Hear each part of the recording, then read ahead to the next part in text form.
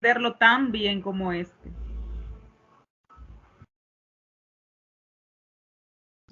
Bueno, eso esperamos. Tienen que poner de su parte para cumplir con los compromisos de las investigaciones y las asignaciones que se le hacen y si se puede, entonces damos un repaso al finalizar el cuatrimestre.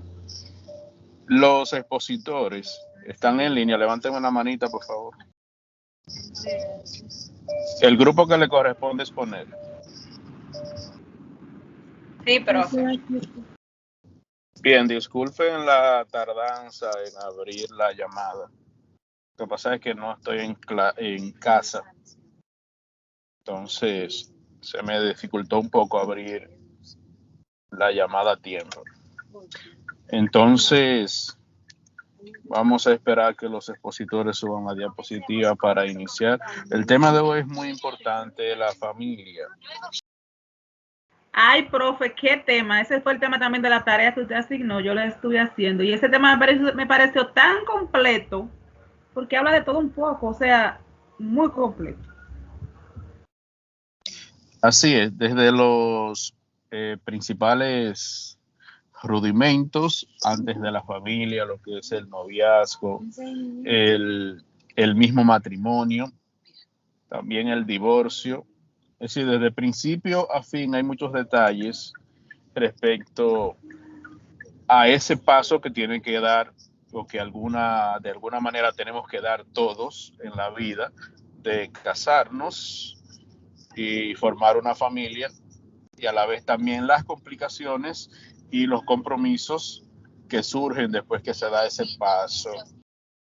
Sí, Sí, profe, algo muy importante fue la parte de cómo elegir o a quién se debe elegir para uno llegar al matrimonio. Esa parte me gustó mucho. sí, de hecho influye mucho en algunas ocasiones para la permanencia de la relación matrimonial, depende mucho. Así es. Si uno supiera, uno eligiera bien sus parejas, creo que no hubieran tantos divorcios como ahora, ni tantos problemas en la familia. Así es, pero eso es parte de la costumbre que se le enseña a la persona o a la cultura a la que pertenece. De ahí es que se van formando los principios y generalmente el que no conoce o no sabe con quién realmente tiene que casarse y cuáles elementos debe de tomar en cuenta, lo que hace es que inmediatamente se enamora, entiende que debe de casarse y formar una familia y a veces los matrimonios pues duran poco. Dura quizá 1 año, 2 años, 3 años y la persona se divorcia por lo que ellos entienden incompatibilidad de carácter entre ambos. Entonces hay muchos elementos que hay que considerar antes de dar ese paso importante. Pero quiero dejar a los expositores del día de hoy que puedan desarrollar ese tema. Entonces al finalizar cada uno de nosotros da su aporte. Pueden iniciar. Buenas noches. Nosotras estaremos hablando acerca de la ética de la familia. Estará presentado por Génesis y Nicole. Ahora nuestra compañera Nicole iniciará a exponer. Buenas noches, ¿me escuchan bien? Hola. Perfectamente. Perfectamente, chica. Gracias. Bueno, yo voy a iniciar con la naturaleza del matrimonio. Dicen que la familia, con el padre y la madre presentan con 2 o 3 hijos, están en peligro de extinción actualmente. Y el abandono y el divorcio, la separación debido a la naturaleza del trabajo y los horarios de distintos contribuyentes a una inestabilidad en el matrimonio y en las relaciones familiares. En algunos hogares hay una mezcla de hijos que tienen padres distintos debido al divorcio, la muerte de uno de los 2 padres u otras razones. Y todo esto contribuye a los posibles conflictos que pueden suceder en el hogar. Puede ser que el joven, cuando vea una actitud diferente en su casa, o que su madre haya muerto y su padre tenga una relación con otra persona, muchas veces podemos ver que esto no lo aceptan o no lo asimilan de esta manera. También tenemos que la Biblia contiene consejos para los padres de la familia, para los hijos, para los que están buscando con quién casarse y para los viudos. Tocamos estas enseñanzas en la primera parte del libro que el profesor nos facilitó. Ahora nos toca buscar esas enseñanzas en forma específica, de acuerdo con varios temas que vamos a estar debatiendo a continuación, y a la vez espigar de las ciencias sociales contemporáneas para descubrir mejores normas para ayudarnos a disfrutar de esta faceta de la vida. El siguiente tema que voy a estar tratando es que esto ha sido ordenado por Dios. Entonces, puede pasar la diapositiva. Aquí tenemos que es ordenado por Dios. Aquí vemos algunas imágenes de familias ya un poquito más extensas, con un solo hijo y así sucesivamente. Ordenado por Dios, después de Dios crear los cielos y la tierra, los animales, las plantas, Dios hizo al hombre. Y aquí pasa que Dios observa que el hombre fue creado con el propósito de señorear sobre toda la creación que Dios había hecho. Después Dios vio que este estaba muy solo e hizo una compañera para hacer su ayuda idónea. O sea, le dio el mandato de ser fecundados para estos poder multiplicarse para la sobrevivencia de la raza humana. Aquí vamos viendo también que esto es parte de la naturaleza del mismo matrimonio. Cuando Dios crea a la pareja del hombre para que éste se pueda reproducir y así poder iniciar esta faceta de la vida. También ha habido intentos de disolver esta familia en forma nuclear, diciendo que el grupo puede cuidar mejor al niño y suplir las necesidades sociales, pero en estos intentos ellos no toman en cuenta la naturaleza del niño, de buscar a sus padres como fuentes primarias de su amor y de su cuidado.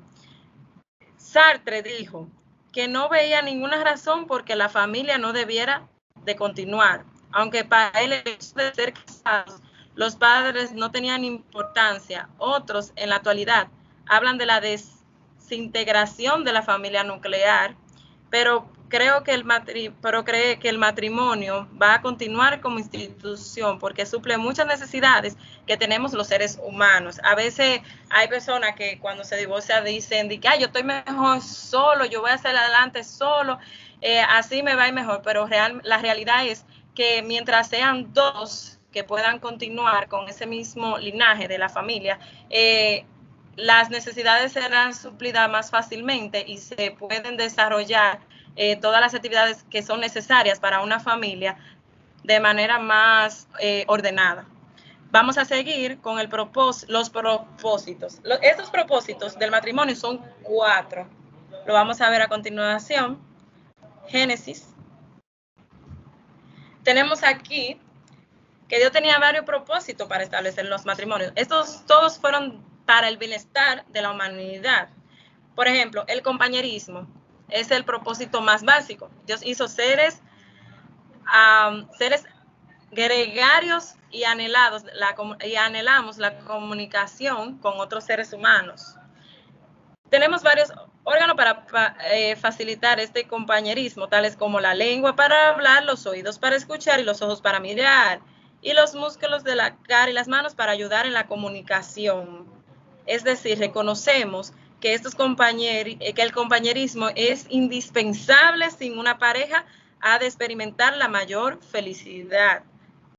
Podemos ver también que está la paternidad, como muchos hemos escuchado. La mayoría de los hombres, tanto como las mujeres, anhela procrear hijos y criarlos desde la infancia hasta que estos sean un poco más adultos. Aunque el ser padre encierra mucha responsabilidad, realmente, y muchos aquí pueden decirlo, ser padre es una responsabilidad muy grande que tenemos nosotros. Ser padre encierra esta responsabilidad durante muchos años, digamos hasta que el joven sea adolescente no, ya sea un joven de 18 o una joven de 18 años, y cuando viene a ver hasta más.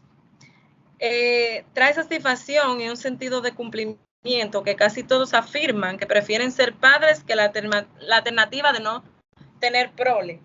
El prole es un conjunto de hijos, de los hijos de una persona, es decir, un ejemplo, mi abuelo tuvo una gran prole, o sea, la cantidad. Esto es lo que significa esta palabra. En la siguiente imagen vamos a continuar con los siguientes propósitos. Tenemos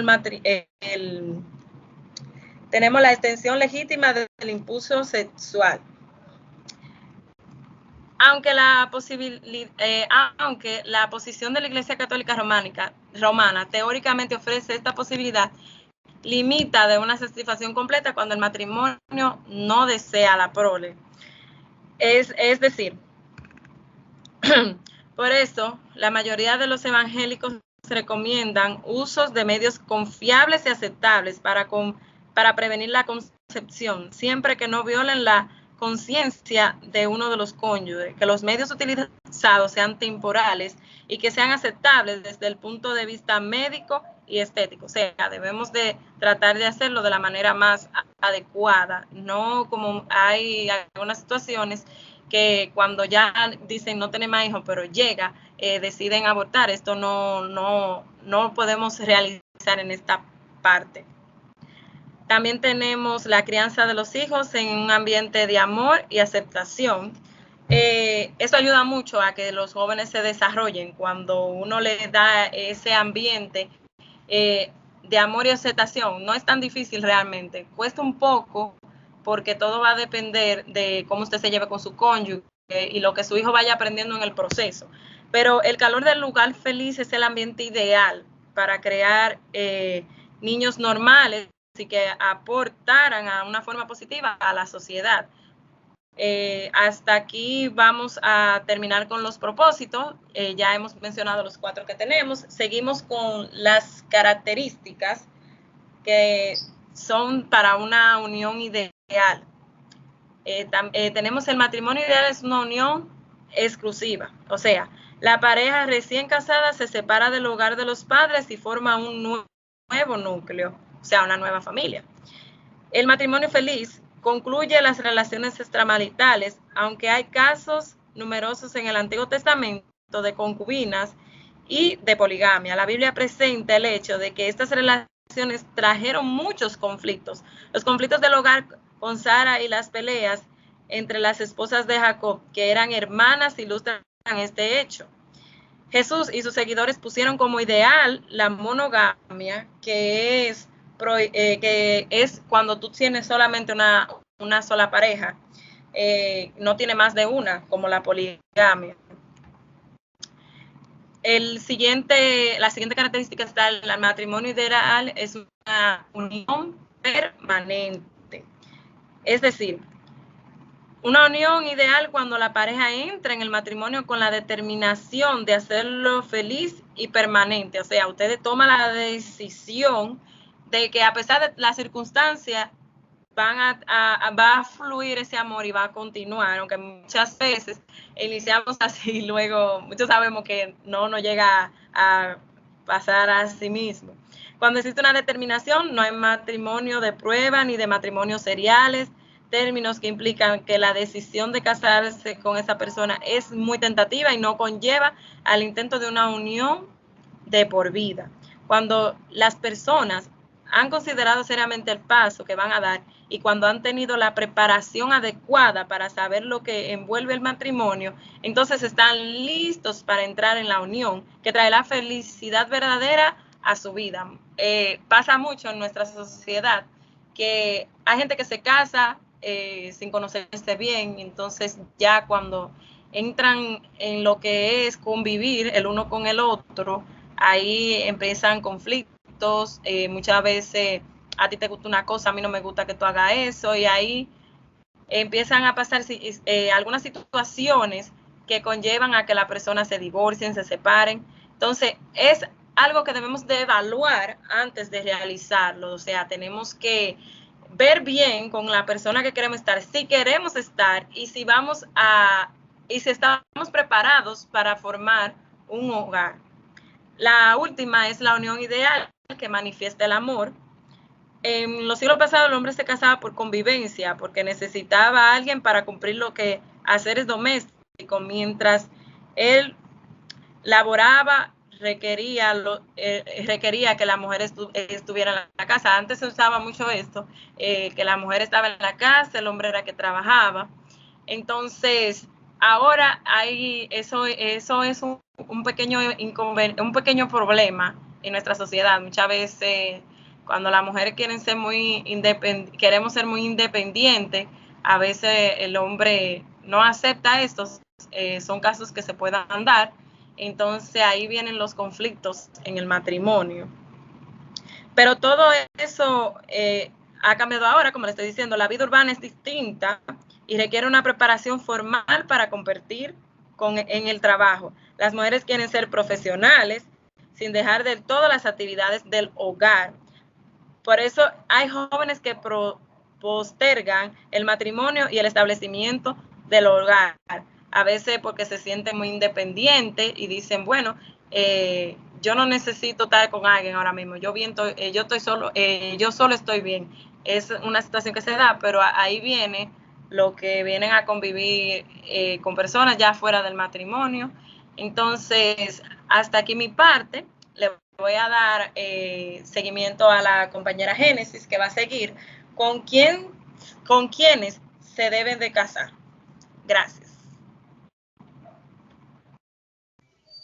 Como decía la compañera, con quién se debe casar. Número 1, personas con fondos similares. 2, personas con compatibilidad religiosa y espiritual. 3, personas con valores morales y espirituales similares. Como decía, personas con fondos similares, las estadísticas indican que cuando más similitud hay entre las dos personas con referencia al mismo fondo social y cultural, la misma nacionalidad y la misma religión, más posibilidad habrá para un matrimonio con mayor armonía y felicidad y menos conflicto.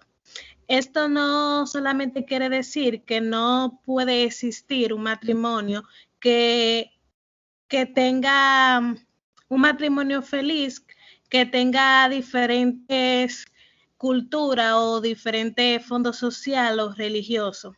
Es decir, sí se puede formar una relación o un matrimonio con culturas y religión, nacionalidad diferente, porque una relación no solamente consta de cultura, nacionalidad, religión, aunque eso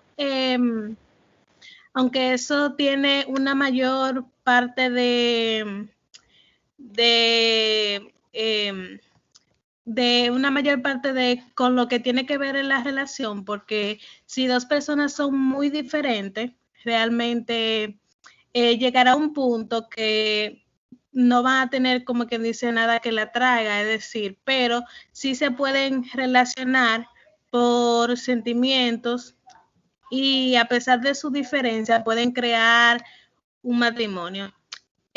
Puede existir elementos emotivos, como decía, que unan a dos personas en forma perfecta.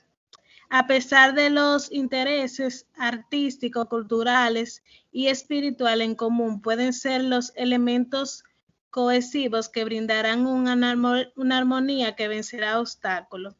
Las enfermedades, incapacidad física y diferencias marcadas en otras esferas.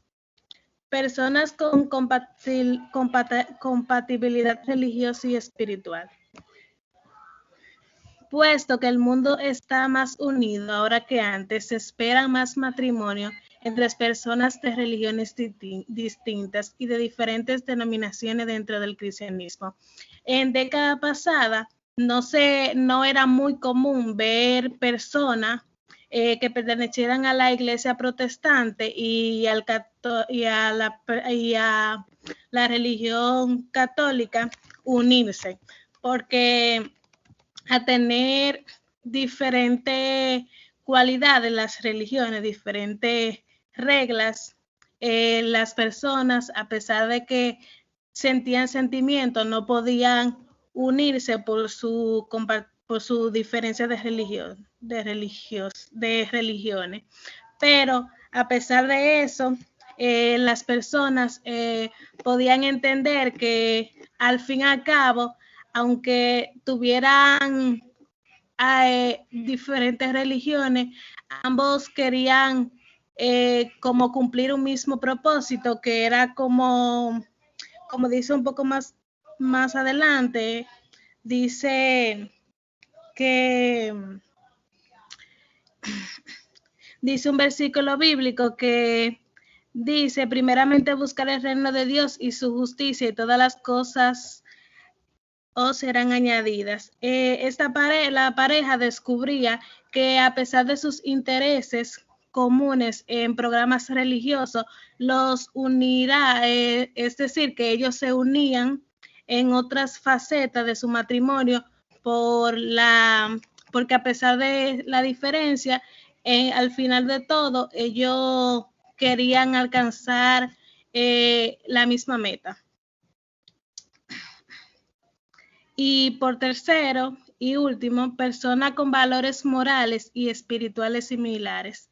La revolución moral de la década de 1960, que produjo la nueva moralidad, trató de desplazar las prohibiciones y los mandamientos tradicionales morales con la norma de hacer lo que el amor le dicte. La cosecha de este libertinaje la estamos experimentando actualmente en un número mayor de embarazos de jóvenes solteras, asesinatos cometidos por escolares que llevan armas, semiautomática a la escuela donde estudian cada día. Entre los valores morales y espirituales, aquí se refiere como a los valores que la persona crean o traen de cada familia al inicio de un matrimonio. Los valores morales, podemos decir, antes se veía que una persona esperaba más como a su edad correcta para poder salir embarazada, o esperaba llegar a un matrimonio antes de salir embarazada, y antes se respetaba más como los valores de las personas. Hasta aquí nuestra exposición. Bien. ¿Tienen alguna pregunta para los expositores? Levantan la manita, por favor, para darle participación. Vamos a escuchar a Fiordalisa. Buenas noches. A mí me encantó ese tema, porque como dijo la compañera al principio, no la que expuso, sino la que comenzó con el tema, sobre cómo elegir a la persona adecuada. Muchas veces no decimos, ¿y por qué no va tan mal en una relación? ¿Y por qué en mi relación no funcionó?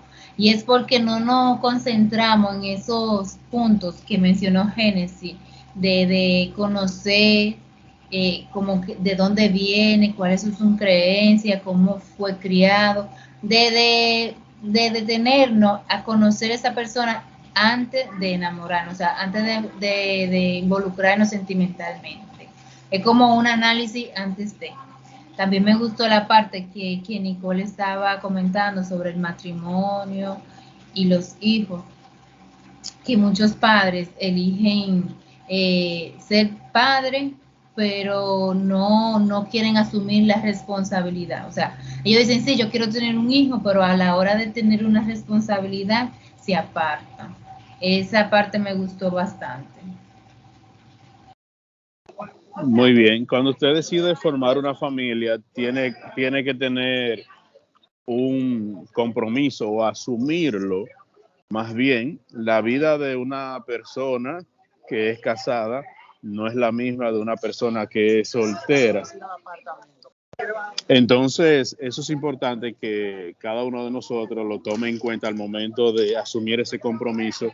De la misma manera, un noviazgo tampoco es lo mismo que un matrimonio. Afectos que se dan dentro de una relación de noviazgo no son lo mismo a veces que se quisiera dentro del matrimonio por las diferencias que van surgiendo a medida de que cada uno de los dos cónyuges se van conociendo. Este tema es muy importante y indispensable para nosotros reflexionar porque nos ayudaría a tener la cabeza sobre nuestro cuerpo, como dicen, al momento de nosotros tomar esa decisión. Quiero darle la participación a Ana, que levantó la manita hace un ratito. En lo que pude leer e interpretar de este capítulo, la ética de la familia, me pareció un tema bastante importante, como ya lo dije al principio, e interesante, ya que nos especifica cada parte con lujo de detalles de lo que Dios nos dejó para llevar a una familia basada en los mandatos, para poder, en sus mandatos, diría yo, para poder ser una familia próspera y unida. Nos dice que en la Biblia podemos encontrar consejos, ya sea para los padres, como también para los hijos, para aquellas personas que están buscando con quién casarse, alguien con quien casarse. En la Biblia le dice cuáles son esas características, y también para los viudos. En la Biblia están todo los tipos de consejos que nosotros necesitamos para mantenernos y para superar las pérdidas y para mantener nuestra familia. Nos habla de la importancia de tener una familia con el padre y la madre presente, cosa que en estos tiempos está difícil y se ve cada día menos. Y también la importancia de tener 2 o 3 hijos, que ahora mayormente la familia se le dice, ay, yo nada más quiero un solo hijo y ya, yo no quiero cargarme de muchachos. Pero está la importancia de uno multiplicarse, porque en la Biblia nos mandan a multiplicarnos. También con el paso del tiempo hemos notado más preocupación por nuestro trabajo, por nuestros hijos o nuestra familia. No nos preocupamos por mantener nuestra familia unida, ya que es una modería las traiciones a nuestra pareja y consigo a la familia completa. Dios, cuando creó el mundo y por ende al hombre, vio que el hombre se encontraba muy solo y decidió crear a la mujer para que fuera su compañera, para ser su ayuda idónea, como dice en el capítulo. Les dio como mandato que se multiplicaran para que la raza humana pudiera sobrevivir y mantenerse. Por lo tanto, el matrimonio es la primera institución humana ordenada por Dios. O sea, desde el principio, Dios nos dejó eso como un legado, o sea, para nosotros mantener y cuidar nuestra familia. Este tema muy bien. Sí, concluya. Sí, para mí este tema es muy largo. Yo hice un pequeño resumen de todo lo que me pareció importante, bastante largo, porque no lo voy a exponer aquí para darle la participación a otra persona, pero es un tema bastante amplio y bastante completo. Así es. Vamos a escuchar a Yameli y luego a Darlene. Muy buenas noches, profe. La parte que más me gustó es lo que dice que si logramos inculcar el principio cristiano en los niños y jóvenes y adultos en la esfera del sexo y matrimonio, entonces habremos echado los cimientos para una sociedad estable. Inculcar a nuestros hijos a tener principios. Recuerden que hay una parte en la sección de con quién me casaré o con quién me debo casar. Y hay que considerar ciertos aspectos importantes como lo que es afinidad cultural. Hay personas a veces que se casan con otros que son de una cultura totalmente distinta. Por ejemplo, aquí en el continente americano, en Latinoamérica, tenemos diferentes países: Guatemala, Honduras, Chile, Bolivia, Colombia, Venezuela, Costa Rica y otros del Caribe, y cada uno de estos pueblos tiene su propia cultura, sus propias costumbres Y esto influye evidentemente en la manera de pensar y de actuar del individuo. Entonces, cuando nosotros nos casamos con una persona que no pertenece a nuestra cultura, tenemos que ir aprendiendo a conocer a esa persona, y creo que es mucho más forzoso cuando el individuo o la mujer se casa de esta manera. Entonces, eso hay que tomarlo en cuenta, de la misma manera que algunas personas de aquí, del continente americano y también del continente europeo, se casan con personas que son musulmanas. Entonces, ellos siguen, por ejemplo, otras costumbres totalmente diferentes. Y hay otro apartado dentro de la selección de la pareja que tiene que ver con las afinidades también religiosas.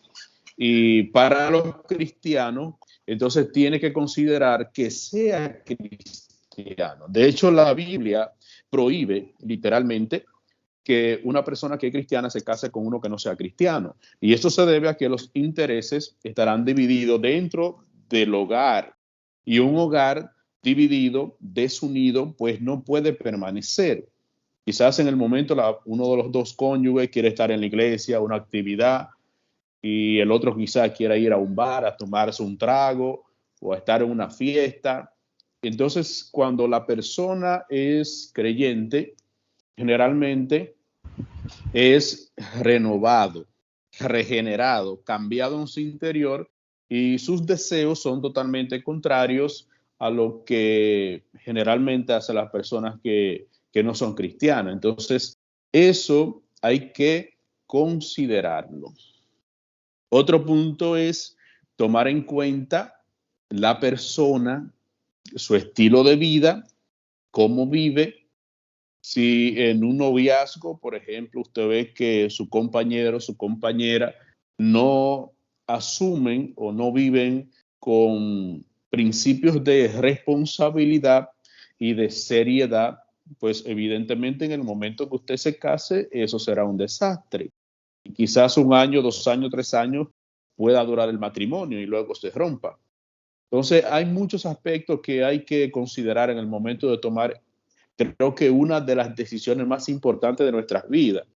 Hay personas que dicen, no, yo no quiero casarme, yo no quiero tener hijos, pero eso lo dice quizá usted que tiene 18, 20, 25, quizás 27 años, está joven todavía. Pero ya cuando usted entra a los 30, 32, 34, 35, usted tiene que ir pensando dónde usted aterrizar los pies y la cabeza. Porque ya de ahí para adelante es para viejo que usted va. Entonces usted tiene que visualizar de tener una familia, tener los hijos, la vida que quizás de derroche que se da en la juventud, que es parte de esa etapa de quizás vivir una vida desenfrenada hasta los 25 años, quizás 28, hay algunos ya que están en los 35 y todavía siguen con su vida desenfrenada y no ponen la cabeza sobre la tierra ni los pies sobre la tierra y todavía persisten en este estilo de vida y no le importa tener una familia, tener hijos. Pero entonces cuando usted llega a la vejez, que pasa de los 40, 45, 50, 55, usted no va a tener nadie que le extienda la mano, nadie que vele por usted. Y eso es triste en la vida, morirse prácticamente solo, porque después de los 40, dicen los viejos que comienzan los achaques, comienzan las enfermedades, las complicaciones por el deterioro del organismo, del cuerpo. Entonces usted necesita a alguien que le ayude, que esté ahí, que vele por usted.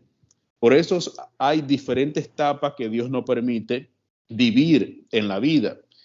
Entonces está la niñez, está la adolescencia, está la juventud, está la madurez, está la vejez. Entonces, todo esto nosotros tenemos que considerarlo. La vida se divide en etapas y cada etapa hay que vivirla.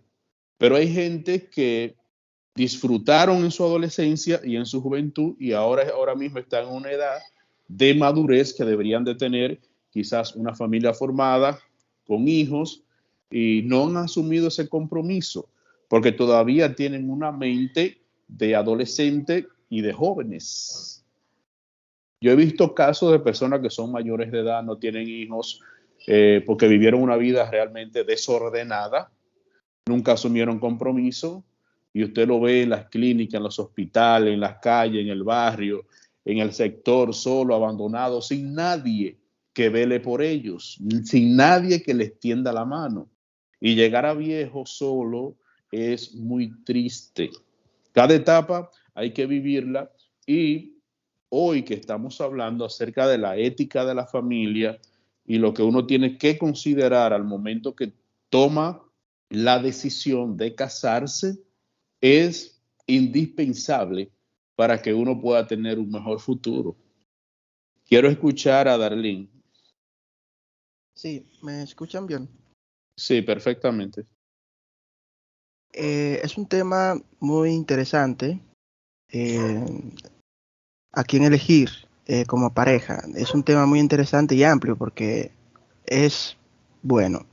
Además de que es interesante, es muy controversial, ya que existen diferentes, digamos, personas, ¿verdad? Cada quien tiene, como ustedes decían ahorita, tienen una ideología diferente, tienen una vida diferente. Entonces, la pregunta, ¿cuál sería la persona ideal para mí? Que yo sé que todos se la hacen, los que están solteros y los que están solteras. Yo he creado una filosofía, una pregunta filosófica, que en cuanto a eso de las relaciones, y es que yo digo, nosotros nunca terminamos de conocer a una persona, entonces por lo tanto, como no terminamos nunca de conocer a una persona, porque siempre nos basamos por ahí, de que yo voy a durar un tiempo siendo amigo de fulana o de fulano para conocernos mejor, para luego estar en el noviazgo, después casarnos.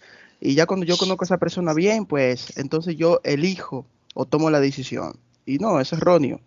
Usted, si usted se propone a conocer a una persona para casarse, le va a ir mal. Porque, o sea, la persona no se prende en cada día, todos los días. Puede haber un día que esa persona diga algo o exprese un pensamiento que usted diga, se impresione, "Ah, yo no esperaba eso de usted o de ti". Entonces, yo he dicho en cuanto a esto que cuando uno toma la decisión de estar con alguien, es un paso existencial, o sea, es un paso de riesgo a la suerte, porque es cierto, se puede, digamos, observar, por ejemplo, las cualidades de esa persona, la religión que esa persona asista, la ideología que esa persona tenga y que pueda que tenga esos conceptos similares a la suya, pero ni aún así, o sea, es un paso de riesgo, o sea, usted se tiró para allá y usted no sabe si esa relación va a perdurar o no. Ahora bien, yo lo estoy diciendo en el ámbito del no cristiano. Ahora, cuando somos cristianos y tenemos los principios básicos de la Biblia en cuanto a esto, pues las cosas es diferente, porque aquí ya tenemos un orden, la cual a seguir. En el caso mío, como soy cristiano, yo digo, bueno, el día que yo decida tener una novia, digo, yo le voy a pedir al Señor, porque ese otro tema también que es muy complicado, y quiero ser breve en esto, que le voy a pedir al Señor que me dé una novia. Estoy esperando, estoy orando, ¿verdad? No veo respuesta, no veo señales, pero quizá Dios hace rato que ya me dio la señal y yo no la he sabido interpretar. Como el profesor decía ahorita, hay personas que se quedan solas, incluso cristianos, se quedan solos y solas, porque esperan que Dios le hable, porque creen que Dios le va a hablar de manera auditiva, pero hace rato que Dios le habló por señales, solo que no saben interpretar.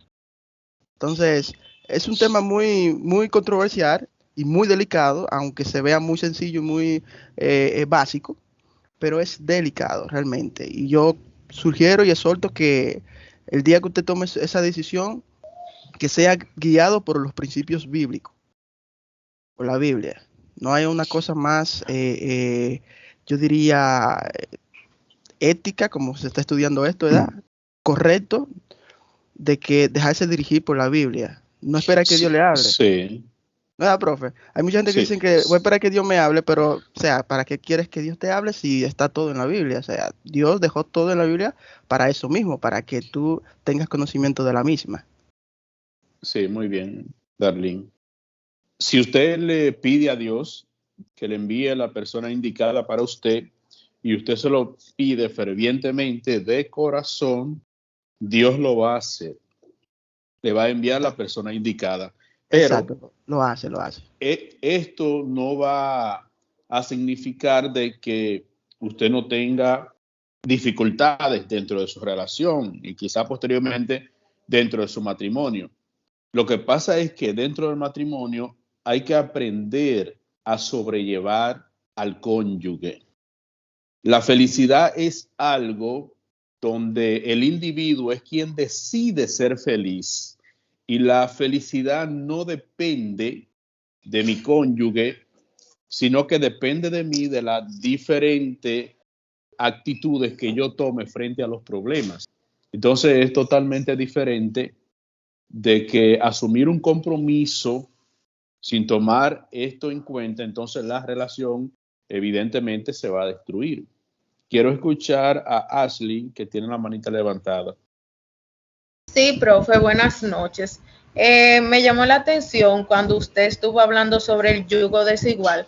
Entonces, mi pregunta viene siendo, si por ejemplo yo soy cristiana y tengo una pareja que no es cristiana por el mismo tema que estábamos hablando de que tienen gustos diferentes o van a hacer cosas diferentes o cuando yo quiera ir a la iglesia él va a querer ir a otro lugar. Entonces mi pregunta es, ¿eso es considerado pecado delante de Dios?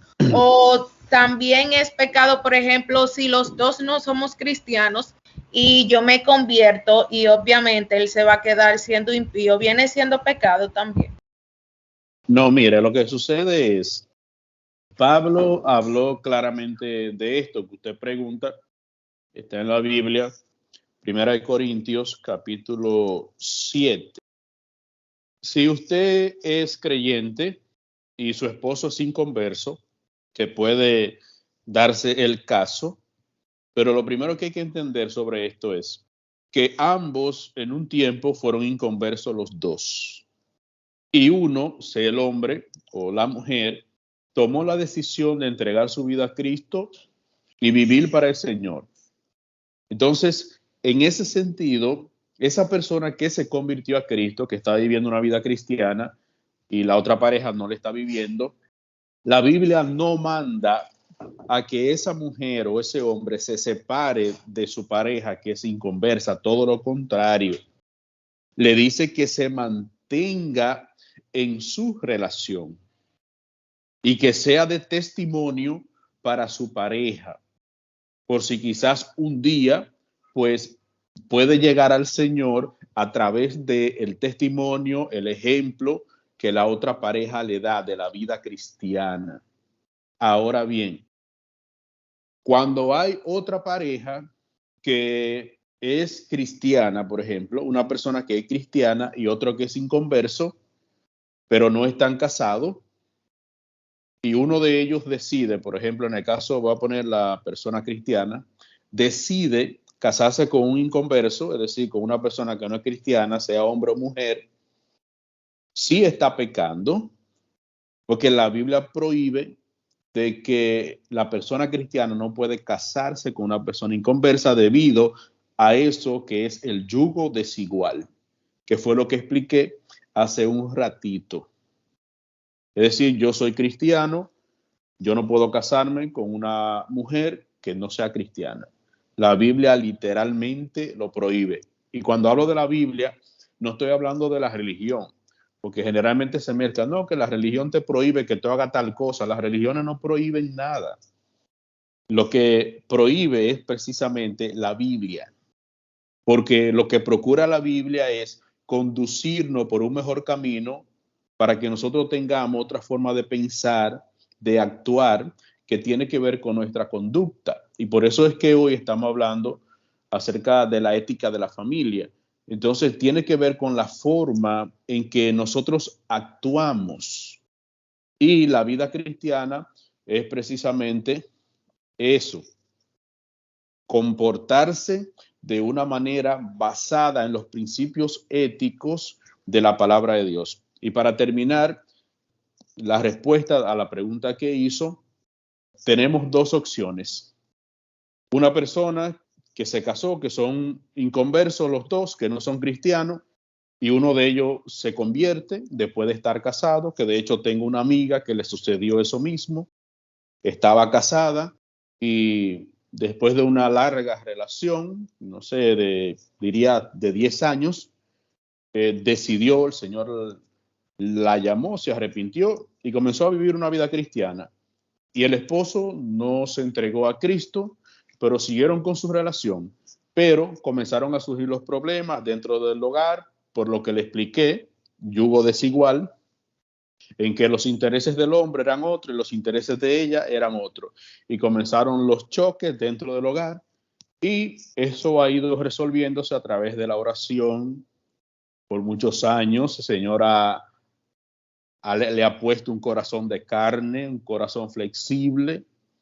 Actualmente a las cosas de Dios es mucho más sensible y también está asistiendo a la iglesia y está también asistiendo a los hijos de ellos, de manera que ella, por el hecho de haberse convertido al Señor y ser cristiana, ella no abandonó a su esposo que era cristiano, porque la Biblia te prohíbe que tú hagas eso. Tú no puedes separarte de que porque yo soy cristiano ahora y tú no eres cristiano y tenemos que dejar, no, todo lo contrario. La Biblia te manda a que tú como cristiano ahora seas ejemplo para esa persona, le sea de testimonio por si llega a los pies del Señor.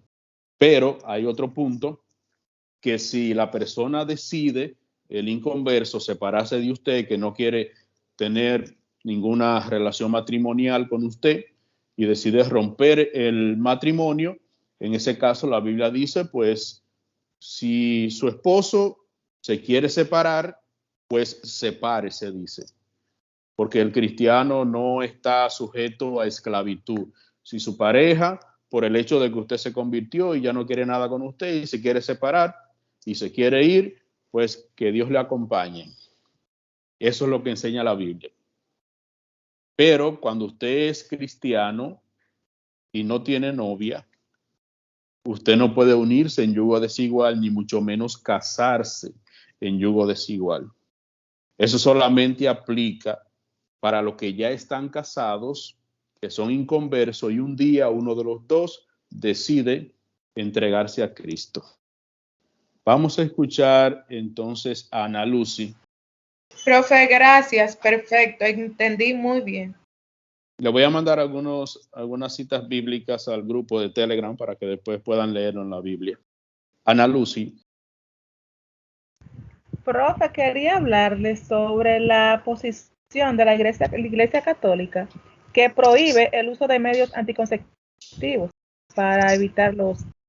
Defiende la posición tradicional de la ley natural que de tomar de aquí niega que los medios modernos pueden ser utilizados. Entonces, por otra parte, está la Iglesia cristiana, que los evangélicos apoyan eso, o sea, que tú puedes tener el privilegio, o sea, debe de limitar el número de hijos que tú quieres tener. Una de las razones por la cual los evangélicos dicen esto es porque, según ellos, el mundo en un futuro no podrá alimentar a tantas personas. Bien, bueno, el mundo produce todos los alimentos necesarios para su población, mucho más de los más de 7,000 millones de habitantes que hay en el planeta Tierra. Lo que pasa es que al año, por ejemplo, o al mes, se botan grandes cantidades de comida que la gente no se come. Por ejemplo, cuando la gente hace una fiesta, cocina, por ejemplo, comida de restaurantes, todo eso al final del día es una gran cantidad de alimentos que se desperdician, que esos mismos alimentos que se pierden se pueden dar a los que necesiten. Es decir, que el mundo produce lo necesario para mantener a la población. Lo que pasa es que un grupito administra eso y entonces no llega a los demás necesitados por asuntos de intereses financieros y comerciales. Entonces, en el caso de la Iglesia Católica, que usted cita los anticonceptivos, hay que entender algo, que en ciertas ocasiones hay anticonceptivos que lo que hacen, en vez de prevenir, es más bien que la mujer aborte.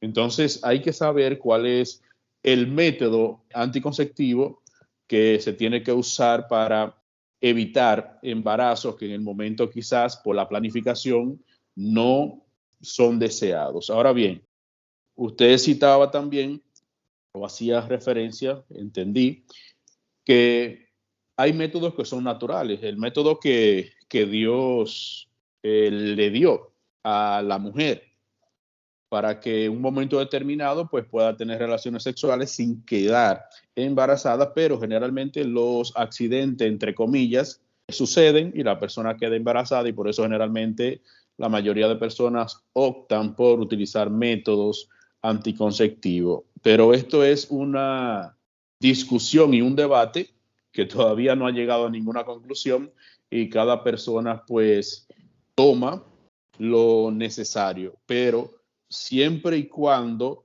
el método anticonceptivo provoque aborto, que es uno de los temas éticos de la bioética, que nosotros vamos a tratar aquí en clase más adelante. Si produce o provoca esos abortos, entonces ese método anticonceptivo no se puede utilizar. Es decir, que lo recomendable es evaluar cuáles son los métodos más factibles, de manera que no altere lo que son los principios éticos que tienen que ver con la vida, es decir, la bioética. Profe, cuando usted se refiere al método natural, usted habla del método de ritmo, por ejemplo. Sí, correcto. Así es. Yo decía, profe, que yo hablaba sobre eso, me parece importante, y me dio, como que me recordó algo, porque yo tengo una tía que ella es católica y ella es monja. Entonces, cuando ella supo que yo me había preparado para no tener más hijos, ella me dio un sermón, que esto no se puede, que eso va contra la voluntad de Dios, que en la Biblia, que se yo, que me dijo de tantas cosas que yo dije, como leí eso ahí, me pareció que importante, y me llegó eso a la cabeza de una vez lo que me pasó.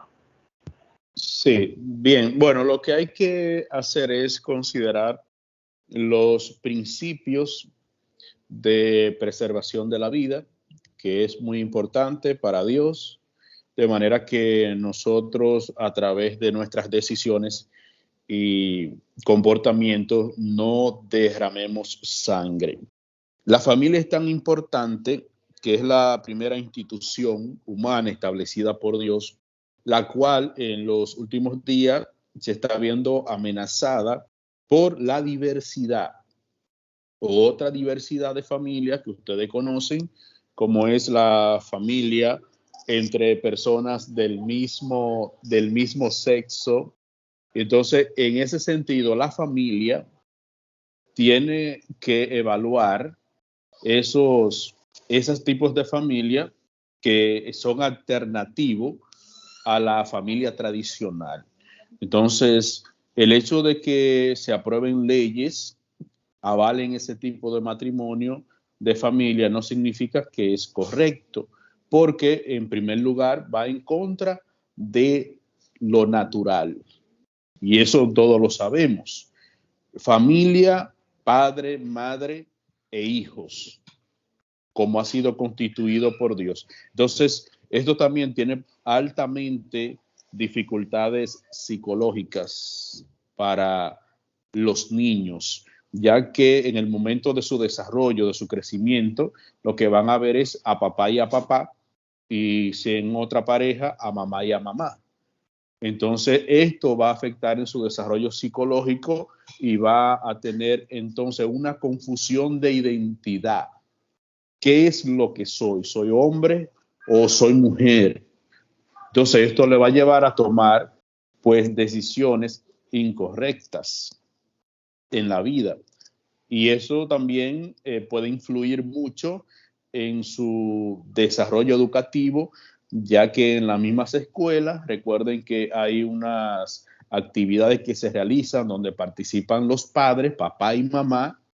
Entonces el niño, cuando vea los demás compañeros con papá y mamá y a la vez visualice en su hogar que lo que hay es papá y papá o mamá y mamá, entonces esto va a afectar a mediano plazo su vida y su desarrollo.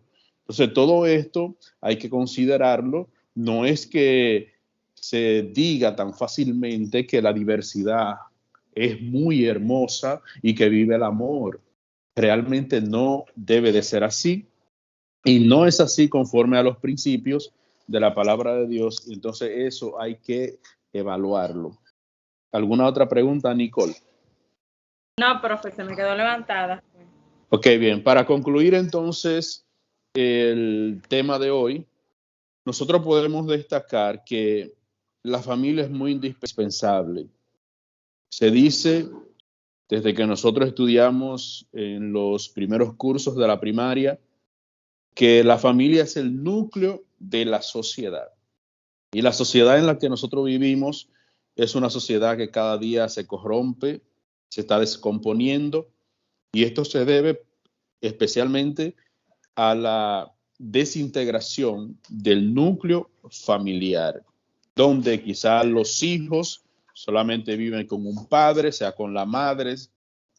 Entonces esto afecta también al desarrollo, también el sistema capitalista que no han impuesto, donde papá y mamá tienen que salir obligatoriamente a trabajar, y en ese lapso de tiempo a veces los niños se quedan con los abuelos, con los tíos, con el vecino, o en una guardería, es decir, donde otros son los que lo instruyen, lo enseñan, pero aún así, en esas limitaciones, los padres también tienen que imponer su autoridad e instruir a los hijos por encima de que los abuelos le digan o cualquier otra persona, porque lo que se ve actualmente es que los padres no están asumiendo ese compromiso que estamos hablando en el día de hoy, de educar a los hijos, de velar por los hijos y darle todo lo que ellos necesitan, que no solamente son cosas materiales, sino la parte de afecto, amor, de que su hijo sienta que usted está ahí. Y las etapas más importantes de la vida del ser humano es la niñez y la adolescencia. Y ahí es que se van formando el carácter y la personalidad del niño, la niña, el individuo. Entonces es que los padres tienen que asumir toda la responsabilidad posible y de la misma manera ser ejemplos dentro del matrimonio para los hijos, porque es mucho más fácil, o es la manera correcta, diría, de nosotros enseñar, no con la boca, ni con la corrección, sino con el ejemplo a nuestros hijos. Y eso es importante. Bien, quiero dejarles entonces en esta noche, como no estoy actualmente en casa, ya la próxima semana, si Dios lo permite, en la retroalimentación, podríamos tratar también otros aspectos sobre este tema tan interesante que es la familia. Si tienen alguna pregunta, algún comentario, pues me lo pueden hacer brevemente. Profe, una preguntita. La semana que viene es el que está pautado por mí y dos chicas más, no recuerdo el nombre, que usted puso en la plataforma. ¿Me confirma, por favor? Tengo que verificarlo en la plataforma. Ya sería para el día de mañana. Yo le confirmo, porque no tengo ahora mismo el computador en la mano.